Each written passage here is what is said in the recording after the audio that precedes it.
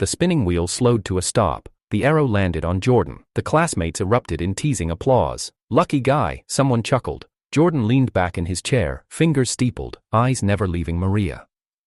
His voice was calm, too calm. "Maria, I heard you and Justin never wanted kids." A few people snorted with laughter, already bracing for another biting remark from her. Maria didn't flinch. She tilted her head, elegant as ever, a smirk playing on her lips. "That's right," she said, her voice smooth as silk. "We agreed, no kids, ever." Jordan's eyes gleamed. He leaned forward. "If I had married you, would you have wanted children?" A hush fell, forks froze mid-air, glasses hovered, untouched, even the background music seemed to fade into nothing. Every head slowly turned toward Justin. Maria didn't hesitate, her lips curved. "Of course I would." Justin didn't move, didn't blink. For a second, nothing changed in his expression. Then, he smiled, a small, tight smile that didn't reach his eyes. He stood up, adjusted the cuffs of his charcoal shirt, and looked directly at her. "If you two still have feelings for each other," he said evenly, "let's find a time and get divorced." The table exhaled in disbelief. "Justin!" Maria's eyes widened, a nervous laugh escaped her. "Wait, it's just a game." But he was already walking toward the exit. Outside the banquet hall, the night air slapped his face like cold water. 5 years. 5 years of rearranging his world for her. 5 years of swallowing her insults, apologizing first after every argument, buying her roses after she spat on his effort. And 5 years ago, she had asked him, no, demanded him, to undergo sterilization. "I'll never want children," she had said. "We'll travel, build our careers, stay free." He had nodded, smiled, made the appointment. Now, with a tilt of her head and a flash of her perfect teeth, "Sis," he told a room full of people she would have given Jordan children. As if Justin were just a placeholder. The ache in his chest wasn't rage, not yet, it was worse, it was clarity. He stepped off the curb and into the silent parking lot, keys trembling slightly in his palm. The same trembling he had felt the day he sat in that sterile white room and signed the waiver. The same trembling when Maria had refused to let their dog sleep indoors, when she mocked his promotion party, when she told him his loyalty was a little suffocating. He had called that love. Maybe that was the cruelest part. His phone vibrated, a voice message from Maria. He pressed play. "Justin, I was just joking, don't be dramatic, can you come back inside?" He stared at the screen, then locked it. The stars above blurred slightly. In the distance, the reunion carried on, laughter, clinking glasses, someone shouting another dare. But something in Justin had quietly broken free. He wasn't going back in, not now, not ever. "Don't be late this time, pick me up by 7, wear something that doesn't make you look like a teacher's assistant." That was the message Maria had left for Justin earlier that morning. Voice note, not even a text. No good morning, no emoji. Just that clipped tone she used when she was giving instructions, not speaking to a husband, but a subordinate. Justin had replayed it 3 times, not because he didn't understand it, but because he'd missed hearing her voice all week. She hadn't spoken to him since last Thursday. He had been 10 minutes late for dinner. Just 10. His boss had caught him outside the elevator with a last-minute data discrepancy in the investment sheets. He'd messaged her, twice, and called once. No reply. When he arrived, Maria was already seated, scrolling through Instagram, her untouched drink sweating against the coaster. She didn't say a word that night. And for 6 days after, she moved into the guest room and iced him out with the same mechanical efficiency she used when blocking spam calls. Justin had learned not to push. He didn't ask why, didn't knock on the guest room door, didn't try to force closeness. He simply apologized. Again. He had placed a fresh bouquet on the kitchen counter every morning, orchids, her favorite, left her favorite caramel latte on the bathroom sink, paid for expedited cleaning of her heels when she kicked them off carelessly near the door. Still nothing. So when that voice note arrived, Justin felt a flicker of hope, like a prisoner being offered tap water after days of thirst. He checked the time, 3:12 p.m. He had 4 hours. He messaged his boss for the afternoon off and left work in a blur. There was one thing that might warm Maria's mood. That Louis Vuitton Vernis Alma BB bag in blush beige she'd eyed 3 times already at the mall. It was ridiculous, nearly 60,000, she never bought it herself, say. It was impractical, said it made her look like a housewife with a spending problem, but she tried it on every time they passed the store. Today, Justin stood in front of the glass counter, staring at the glossy patent leather like it was a bargaining chip in a Cold War. "I'll take it," he said quietly, card already in hand. The clerk boxed it up with excessive flair, ribboned the bag, sprayed it with their signature fragrance. When he got home, Buddy leapt up from the rug like a furred spring, tail thumping hard against the floor. "Hey girl!" Justin crouched, letting the scruffy mutt crawl into his lap. Buddy had been astray when he found her, half-starved and limping near his office's underground parking. Maria had hated the idea of keeping her. Called her ugly. Called her smelly. Justin had begged. "I'll feed her, I'll bathe her, you won't have to do anything," he'd promised. Maria had relented with an eye roll. "Fine, just don't let her touch my white furniture." So Buddy became his, and only his. She always waited for him. Always greeted him like he was the best thing in her world. Justin gave her a pat and stood, placing the LV bag carefully on the dining table. He looked at the time. 5:17. Still early. He could beat traffic if he left in the next 20 minutes. He sent Maria a message. "Leaving now, got a surprise for you." No reply. Typical. He drove the usual route back toward their townhouse, one hand on the wheel, the other checking traffic alerts. At the last red light, he reached for his phone again, just to see if she'd opened the message. Still unread. He sighed. It was always like this. Maria didn't reply when she was mad, she didn't argue either, she just vanished. Slept in silence, passed him in the kitchen like a stranger, held her phone to her ear in bed like he wasn't there. Then, days later, she'd reappear, cheerful again, as if nothing had happened, no apology, no explanation, and every time, Justin would welcome her back, grateful, relieved. Like a dog happy his owner remembered to feed him again. He didn't know when it had started, this uneven rhythm of love and withdrawal. In their first year of marriage, she had been warm, maybe not affectionate, but sharp and interesting. She dressed him, corrected his grammar, planned their vacations, arranged his social calendar. She was dazzling, he had felt lucky to be with her. But slowly, her admiration turned to boredom, then control, then silence. She stopped thanking him, stopped listening to his stories about work, stopped asking how his day was. And now she treated him like an accessory that had outlived its style. Justin didn't complain. He reminded himself she was ambitious, driven. Maybe she just needed more space. Maybe this was just how high-value women coped with stress. But sometimes, late at night, he would find her scrolling through old university photos. Her face soft, unreadable, and he always noticed one face that appeared in the photos again and again, Jordan. He didn't say anything, didn't ask. But something in him clenched whenever she mentioned her old friends, or when she made last-minute plans without telling him, or when she turned her phone upside down at dinner. Still, he convinced himself. She's just independent, just private, she's not cheating, she's just stressed. He parked the car, adjusted his collar, and grabbed the shopping bag. As he approached the door, he heard movement behind it, hurried steps. He knocked. Maria opened the door, her expression immediately sour. "Why didn't you use the garage? It's so hot, I've been sweating in this damn dress for 20 minutes. Justin forced a smile. "Sorry, got caught up with traffic." She brushed past him without waiting, heels clacking down the driveway. He followed, holding the LV bag like an olive branch.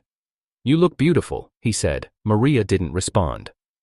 He reached into the back seat and brought out the gift. "Here. Figured this might make your day better." She paused, took the bag, her expression cracked, just a little. "This is the one I liked?" He nodded. She blinked, smiled slightly. "Well, finally, you did something right." He leaned in, playful. "Does that earn me a kiss?" She laughed, distant. "Don't be gross, we're already late." As she slid into the passenger seat, Justin caught a flash of her phone screen, a new message preview, from Jordan. "Landed, can't wait to see you." She tilted the screen away quickly. Justin's throat tightened. but he said nothing, just drove.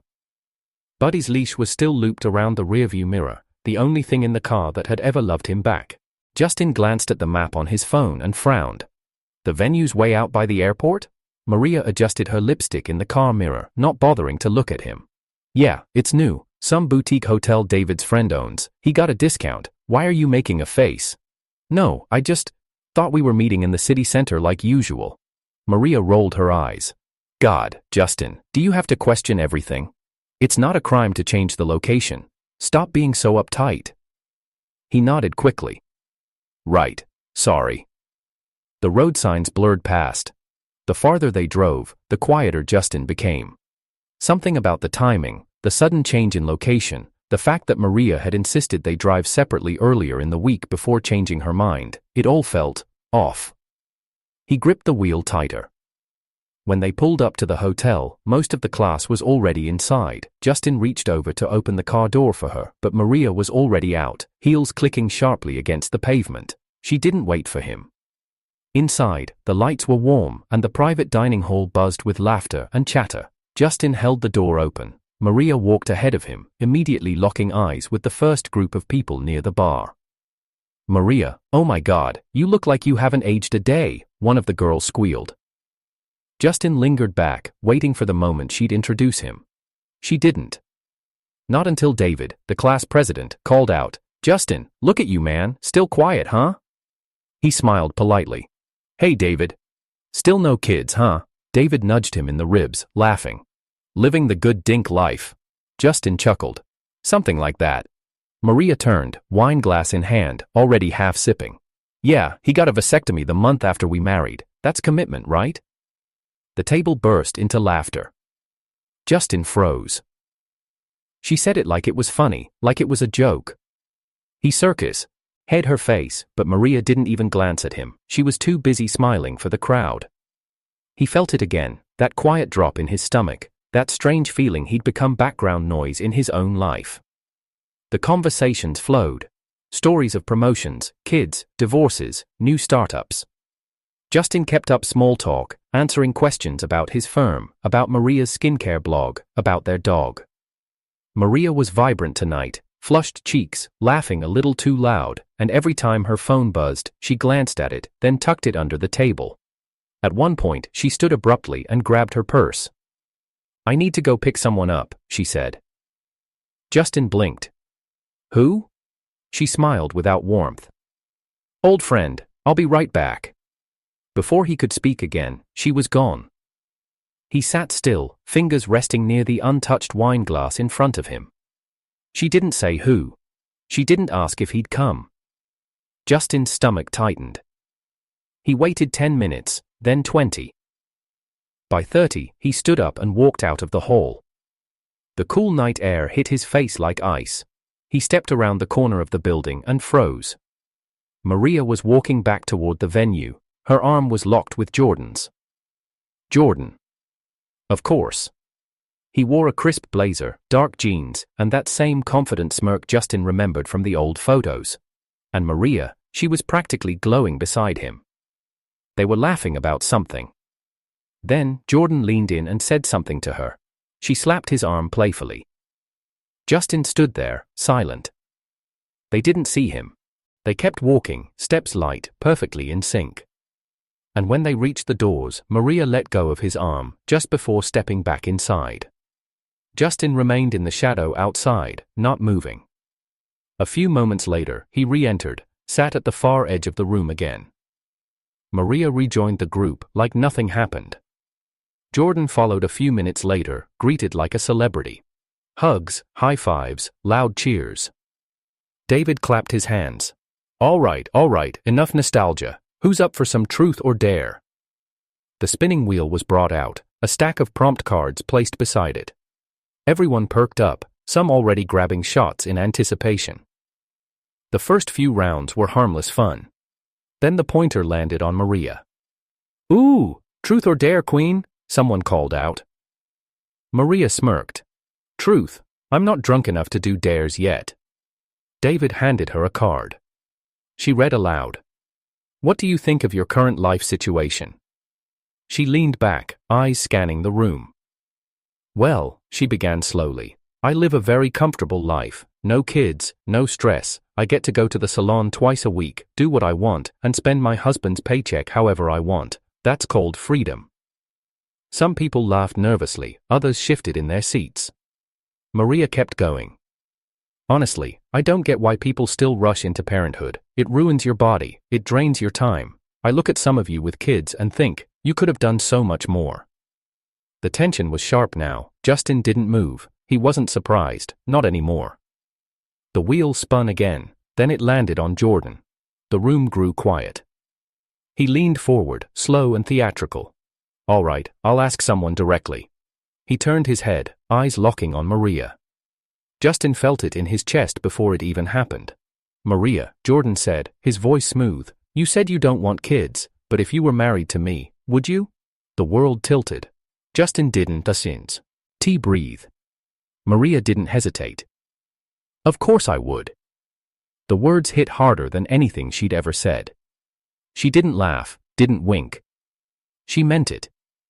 And Justin knew, right then, she meant every word. Because she didn't love him. Because she never had. Because he had given up everything, his pride, his ability to have children, his self-worth, for someone who looked at him like convenience. The room was still. A few awkward chuckles. Jordan grinned like he had won something. Maria blinked, maybe realizing too late what she'd just done. Justin stood. She looked up. Justin, He raised a hand, cutting her off. Since you and Jordan still have feelings for each other, he said softly, let's find a time, and get divorced. Then he turned and walked out. No one followed. Justin didn't remember the drive home. Only the silence, the kind that buzzed inside your ears like pressure underwater, the kind that made every blink feel loud. The road stretched on endlessly, streetlights flickering across the windshield like slow-motion punches. Maria's voice still echoed inside his skull. Of course I would. She hadn't stuttered, hadn't laughed it off as a joke. She had smiled, gently, almost sweetly, at Jordan, and said she'd give him the one thing she swore she'd never want. A child. Justin's hand tightened around the steering wheel until his knuckles turned white. His chest burned. Not with anger, at least not yet. It was something deeper, heavier, a kind of sadness that settled in your bones like cement. He pulled into the driveway, headlights sweeping across the front lawn. The porch light was off. Of course it was. Maria had turned off the motion sensors last week because the blue hue made the house look cheap. Buddy was waiting at the door. Tail thumping slowly. Justin opened the door and knelt. The dog immediately pressed her head into his chest. He held her. No words. Just that. Holding, breathing, crumbling a little. Buddy whined softly and licked his chin. I'm sorry, Justin whispered. You shouldn't have to see this. You're the only one who's never lied to me. He buried his face in her fur. The shaking started then, quiet at first, then deeper. Full body tremors. His shoulders convulsed once, twice. Then he broke. No sobs, just breathless, silent grief. Like all the air had been crushed out of him. He sat down on the floor, back against the closed front door, Buddy curled into his lap, anchoring him. His mind wandered. Uninvited. Back to the first time he met Maria. Freshman year, volunteer club. She wore a white cotton dress with sleeves too long and a backpack too big. He remembered the way she looked up at the mountain trail, sigh, rumbling about how no one told her it would be this steep. He had offered her his spare water bottle. She barely glanced at him. 2 days later, during the overnight hike, the weather turned. A storm rolled in fast. The club had misjudged the forecast. Half the group got separated during the descent. Justin and Maria were stranded under a half-broken tarp, soaked to the skin. Her flashlight had died. Her hands were freezing. She trembled in the dark, teeth chattering. He'd taken off his jacket and wrapped it around her, even though it left him shivering. They huddled in silence through the night, and just before dawn, she had whispered, barely awake, maybe even dreaming, "Did Jordan send you?" Justin had frozen. Then her voice came again, barely audible. "I knew he still loved me." He had stared at the damp ceiling of the tent. She thought, Jordan sent him. And still, he hadn't corrected her. Not then, not later, not even when she sobbed into his chest once they were rescued, thanking him, calling him a hero. He had let her believe what she needed to believe, because in that moment, she had held him like he mattered. And that was enough. It had always been enough. Being second, being convenient, being safe. That was his role in Maria's life. The one who was there when Jordan wasn't. The man who stayed when her heart wandered. The one who made coffee, paid the rent, held her hair when she was sick, left roses on her pillow when she was cold, and in return, she gave him crumbs. A distracted smile, a thanks, muttered without looking up. A kiss on the cheek when she wanted something. He had called it love.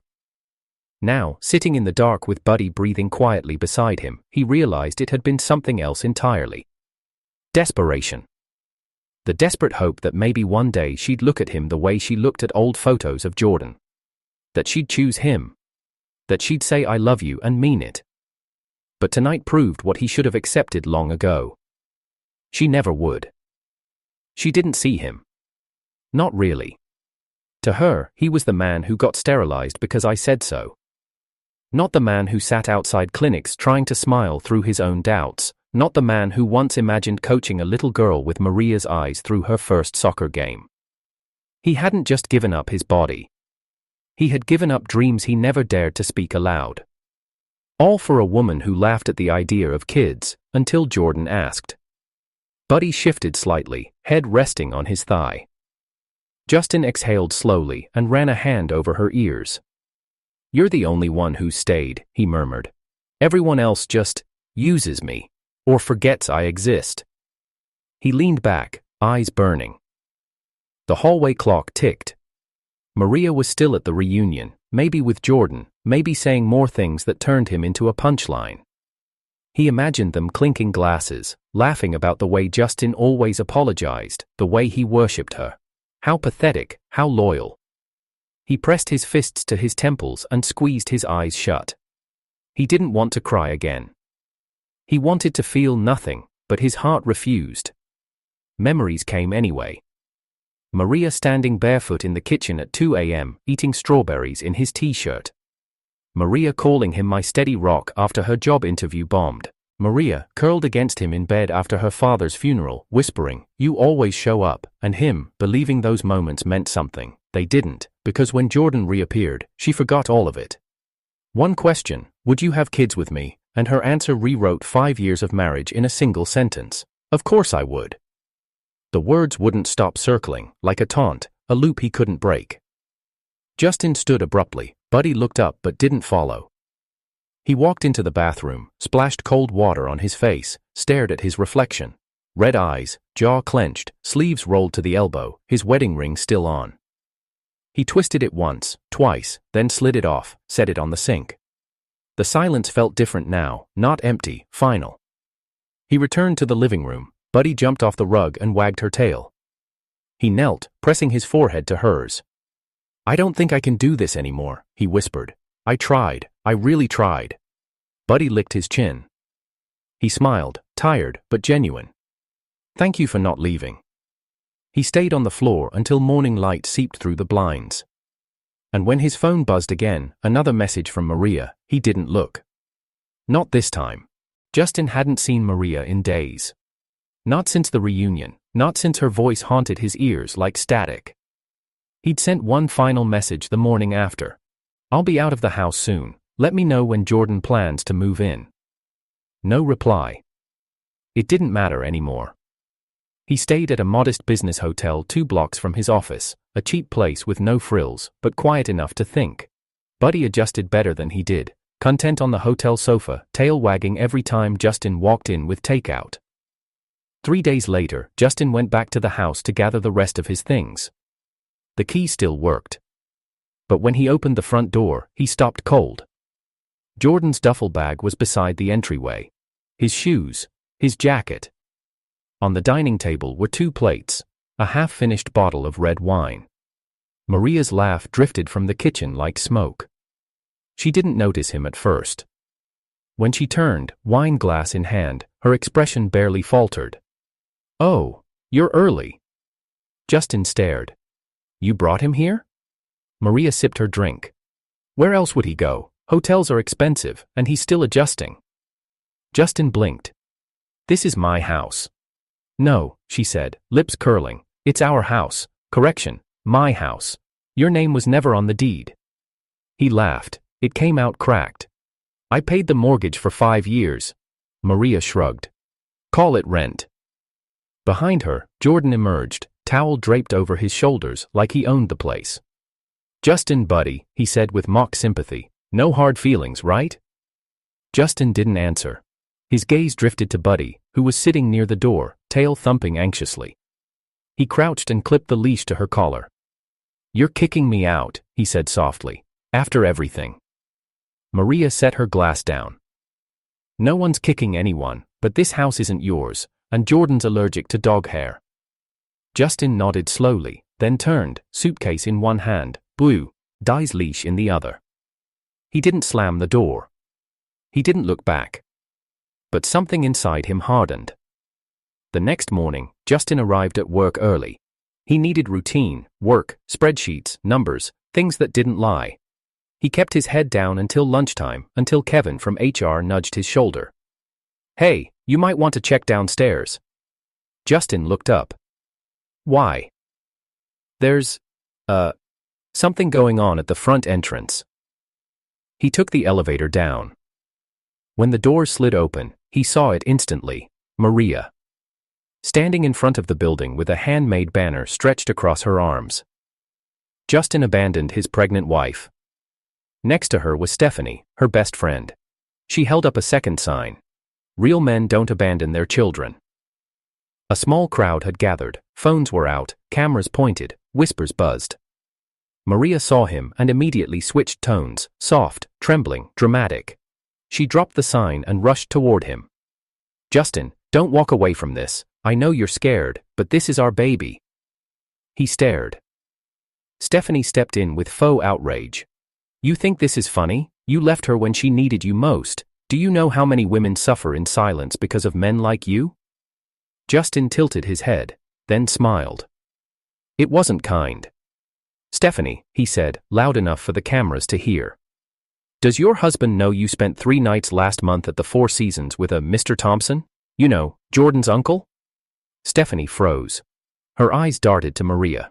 Maria's expression faltered. Justin continued. Maria told me, said you were bragging about his money, that he paid for your car upgrade. Whispers turned into gasps. Stephanie's face twisted. You told him that? Maria's voice cracked. Wait, Steph.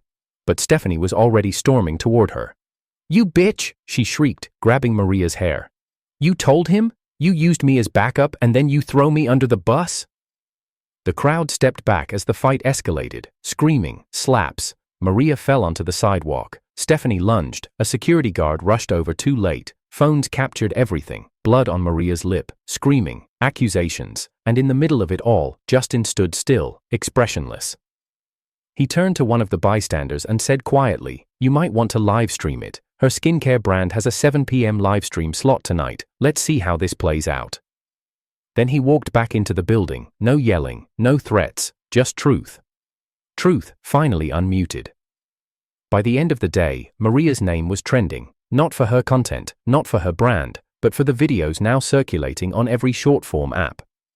Scandal skincare queen, hashtag fake pregnancy, protest, hashtag class reunion wife exposed. Her business pages flooded with hate, comments about cheating, hypocrisy, manipulation. Her follower count dropped by the thousands every hour. Maria messaged him that night. You didn't have to ruin my life. He didn't reply. She'd already done that to herself. He walked Buddy down a quiet street under a pale moon, the night cool on his skin, phone silent in his pocket. And for the first time in weeks, the silence didn't hurt. It healed. 3 weeks. That's how long it took for Maria's world to implode. The first blow had been the videos, millions of views, countless stitches, people reenacting the moment she got slapped on the sidewalk by her best friend. Then came the articles, the think pieces, the brand dropouts. Sponsors pulled out. Her beauty line went from elite minimalism to toxic fake glam clownery overnight. The worst was the comment section. They weren't just judging her, they were dissecting her, line by line, outfit by outfit, timestamp by timestamp. They found the truth behind the protest sign. They found the date of Jordan's departure, confirmed he left the country without her, that he had a fiancée overseas, that he had never claimed paternity, and Maria? She tried to control the narrative, went live, cried, claimed trauma, played victim. But she didn't understand that you can't cry your way out when people have receipts. And the final blow came when someone unearthed a clip from the reunion dinner, the truth or dare question. Jordan's voice. If you were married to me, would you want kids? Maria's answer. Of course I would. Her tone, soft, longing. The internet crowned her with a new nickname, the DINK wife who lied for love. Then she disappeared. Justin didn't hear from her again. Not directly. But 2 weeks later, he received a call from an unknown number. A man's voice, dry, professional. This is Dr. Lin from St. Enoch Psychiatric Center. Your wife is under temporary medical supervision. She listed you as her emergency contact. Justin stared at the floor for a long time after hanging up. The next morning, he went. Not because he owed her anything, but because something inside him needed to see it. He arrived just before noon. The receptionist buzzed him in. A nurse led him down a pale corridor that smelled faintly of disinfectant and peppermint oil. Room 14. He knocked on. Edge then entered. Maria sat by the window, barefoot, wearing a wrinkled hospital gown that hung off her too thin frame. Her hair was unbrushed, eyes vacant. For a second, she didn't move, then her head turned, slowly. She blinked, as if unsure whether he was real. Justin? Her voice was hoarse. He said nothing. She stood, stumbled, and crossed the room. You came? He remained still as she reached for his hand. I thought you'd never want to see me again. Her voice cracked. I was wrong, about everything, about Jordan, about you. He gently pulled his hand away and sat down on the visitor's chair, then opened the brown envelope he had brought with him. Inside were 2 documents. He slid them across the table. Maria stared at them. Her breath hitched. Divorce? He nodded. Her fingers trembled as she touched the paper. Justin, please, don't do this. I was sick, I wasn't thinking, you were always the one, Her voice broke. I just didn't realize how much I needed you until it was too late. He tilted his head, calm, almost curious. I waited 5 years, Maria. I paid for the house, bought your brand startup inventory, did your taxes, cleaned up your live stream crashes, got sterilized when you said you didn't want children. She covered her face. I know, I was stupid. He leaned forward, his voice was soft, measured. When you said you'd rather have Jordan's child, my heart died. Maria dropped her hands. There was no sound in the room, only the soft buzz of the fluorescent light overhead and the faint hum of someone crying 2 rooms down. She looked up at him, mouth trembling. I didn't mean it like that. But you said it, Justin replied, unmoved, and the moment you did, everything we had unraveled. Tears streamed down her cheeks. I love you, Justin, I've always. No, Maria, he said quietly, you loved being loved, that's not the same thing. She fell silent. He stood. She panicked, reaching for the pen. Wait, don't go yet, I'll sign, please don't leave angry. He paused, watched her scribble her name on both copies with a trembling hand. Then he picked up the documents, slipped them back into the envelope. I'm not angry, he said finally. Just free. He turned, walked to the door, stopped. Get better, he said, not facing her. Not for me, for yourself, so you stop doing this to people. And then he left. She didn't follow. She couldn't. 3 weeks later, Justin packed the last of his things into the back of a rented SUV. Buddy leapt into the passenger seat like she already knew what was happening. He didn't leave a forwarding address, didn't announce his transfer at the firm. He just left. Moved south, warmer air, smaller city, quieter streets, no more influencers, no more spotlight. He found a 2-bedroom apartment on a quiet corner near a dog park, started fresh at a mid-sized financial firm where no one knew his history. Buddy settled in quickly, Every morning, she waited by the front door with her leash in her mouth. He bought her a new collar, bright blue. Sometimes, at night, he found himself staring at the ceiling again, but it didn't ache the way it used to. It was just quiet, clean. The past no longer screamed. One afternoon, a letter arrived. He knew the handwriting before he opened it. Maria. Justin, if you're reading this, it means you didn't throw the envelope away. That's more kindness than I deserve. I'm not writing to beg, I've done enough of that. I just wanted to tell you that the account you set up for our future, I never touched it. I deposited all my savings into it. It's yours now. Take Buddy somewhere special, give her the love I never gave either of you. I hope someday you'll meet someone who deserves your silence, your steady hands, your quiet loyalty, someone who will choose you the way I never could. If there's a next life, I'd like to meet you before I meet Jordan. I'd like to fall in love with the man who held me in the rain, not the ghost I kept chasing.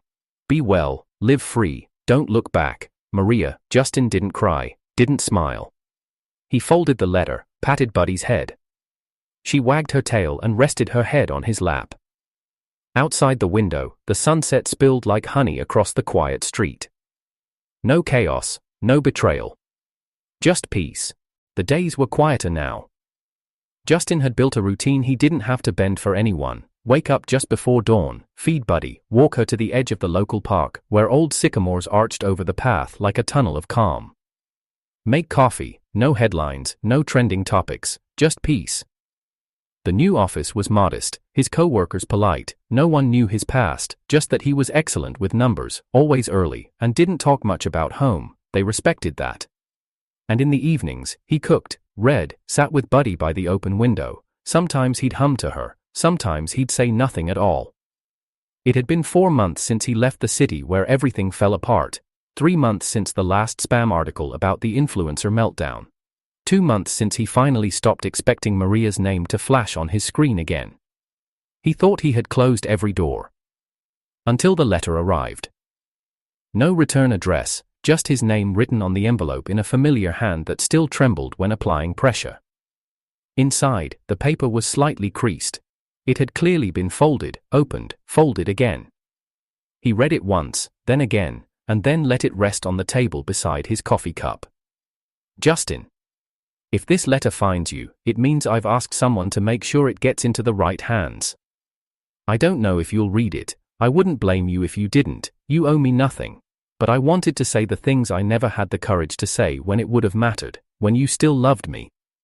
I used you, not maliciously at first, but with every year, every argument, every time I saw you trying and still chose silence, it became a habit, a cruel, ugly one. You were a warm place I could retreat to when the world disappointed me, and I mistook that for love.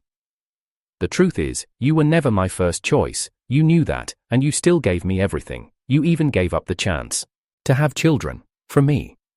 And I threw it away, for a fantasy. Jordan was never what I remembered.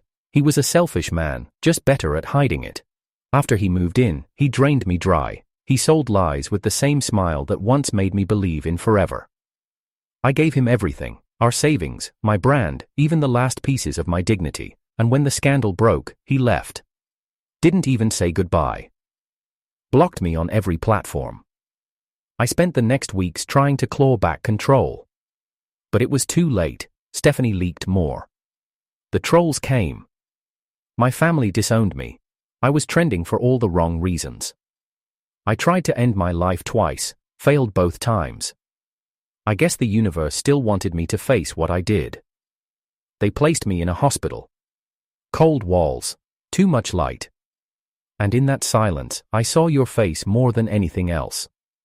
The quiet way you held me when I was falling apart, the way you folded my laundry when I forgot.